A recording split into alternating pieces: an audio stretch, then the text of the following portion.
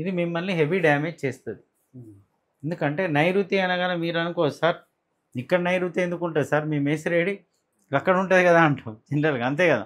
అక్కడ పోయింది, అక్కడ పడమర వచ్చింది, పడమర నుంచి ఇటువైపు పోతే నీచము, మళ్ళీ నైరుతి నుంచి ఇటు అంటే పడమర నైరుతి వస్తుంది, ఇట్లా తిరిగిపోయింది.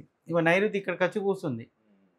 ఇప్పుడు ఆ మూలకు దక్షిణం వచ్చింది, ఆ మూలకు దక్షిణము కింది, ఇది అంతా దక్షిణ నైరుతి కిందికి వస్తుంది అన్నమాట.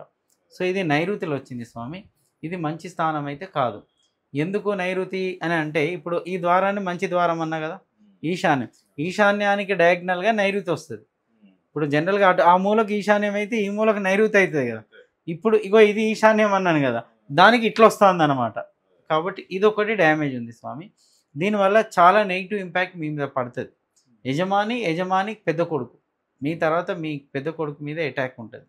అంటే ఆయన ఎదుగుదల, ఆయన సక్సెస్, ఆయన అభివృద్ధిని ఆపేస్తుంది. ఈవెన్ మీ సక్సెస్, మీ అభివృద్ధిని కూడా ఆపేస్తుంది. ఈ ఇంట్లోకి వచ్చి ఎంతకాలం అయిందండి?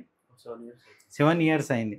ఓకే, ఫ్యూచర్లో 10 కానీ 11 yearsకి వచ్చేసరికి సర్జరీస్ అవుతాయండి. ఆపరేషన్స్, సర్జరీస్, హాస్పిటలైజ్డ్, పోలీస్ కేసులు, గొడవలు, కొట్లాట్లు, అన్నిటికీ ఇదే స్థానం. సో దీన్ని తీసేయండి.